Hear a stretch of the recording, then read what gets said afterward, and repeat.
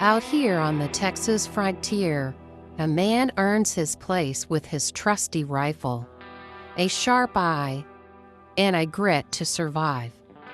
This ain't no playground. Only the toughest can claim their ground, fighting tooth and nail for every inch. Texas, where dreams of freedom dance in the heart of all pioneers. It was the year 1839. My parents decided to move our family from Indiana. We packed up a covered wagon drawn by oxen, with 7 children, bound for the dream of freedom Texas held.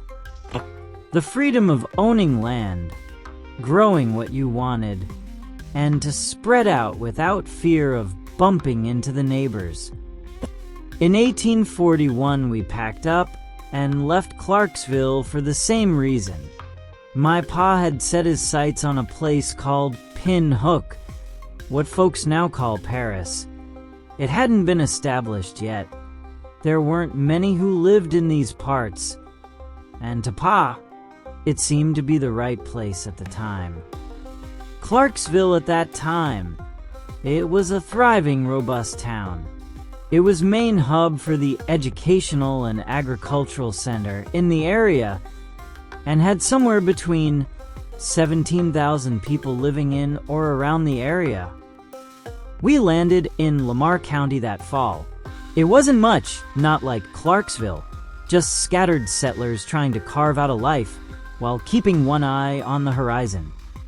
The land was wild, untamed, and the Comanches rode in with every light moon, stealing stock and spilling blood. One such raid, we saw a war party round up about 40 head of horses from various neighbors, and that didn't sit right with the men of the settlement. The settlers came together and formed a company of 20 riders, ready to take back what was ours. Captain Henry Stout was the obvious choice to lead this bunch. He was as tough as boot leather and twice as fearless. He had already fought the Texas Revolution War and was captured by one Ignacio Perez. He was a frontiersman, and most importantly, a Texas Ranger. With the necessary preparations made, we hit the trail, tracking those stolen horses south, straight toward Black Cat Thicket. It was near the headwaters of South Sulphur, 90 miles of hard riding from Paris. Black Cat Thicket is located in Hunt County, and it originally was called this because Chief Black Cat, a Shawnee chief, had settled in the thicket. They tried to make peace with the whites. Later it was known as an outlaw hideout, and deserters from the war, didn't matter which side, men would try and disappear there. The Comanches had made camp there the first night after the raid. Captain Stout knew we'd run him down before another sunset. By dusk, we were so close we could almost smell their campfire. But he decided to wait. With daylight fading, Stout made the call to bed down for the night. It was a cold camp.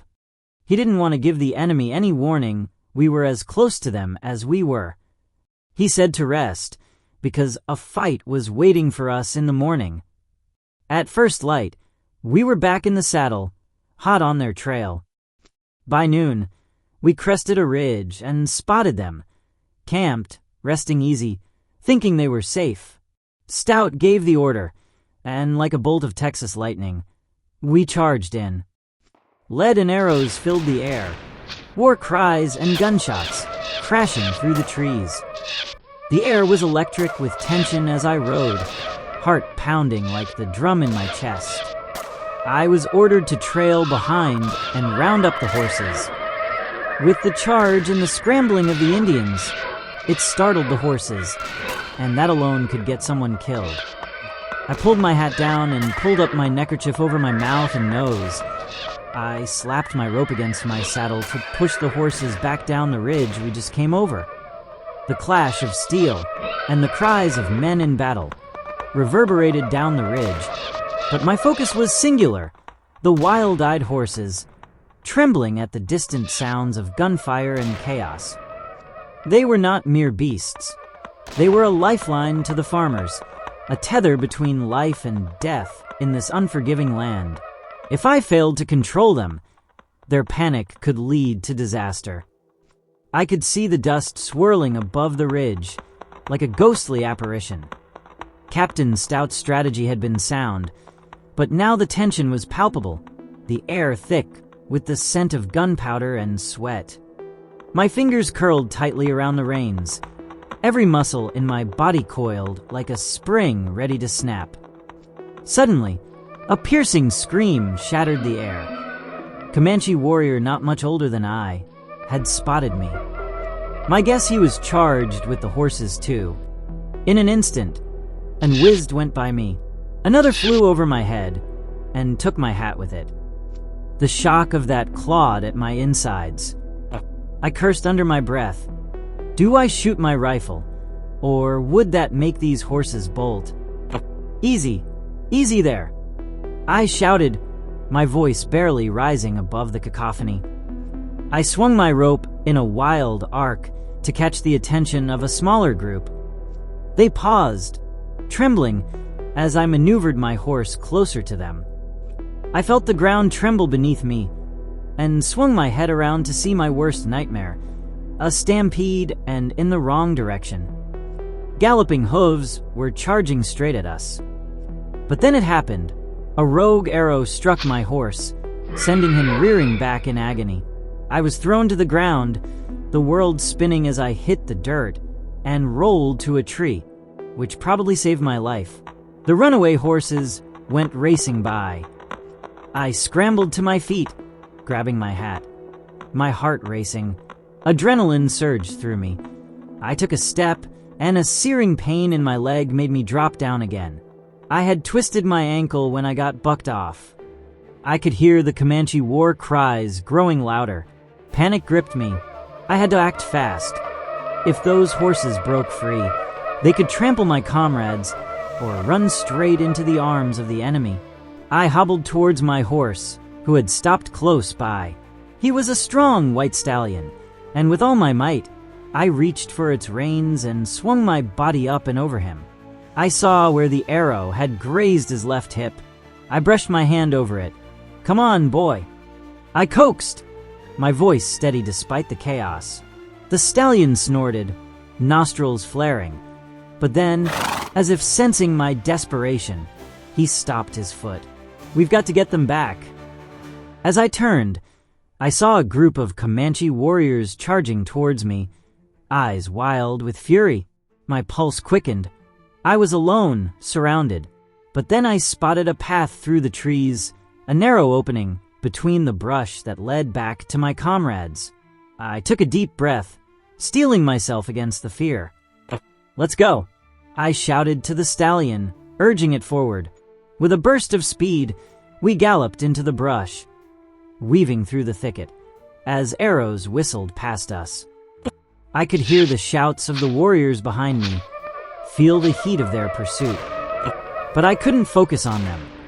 I had to reclaim the herd. I swung the stallion wide, cutting through the chaos.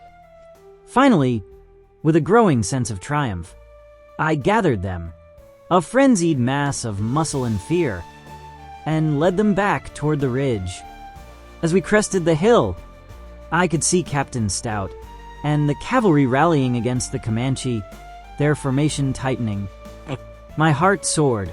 I had done it. I was able to push the horses to safety.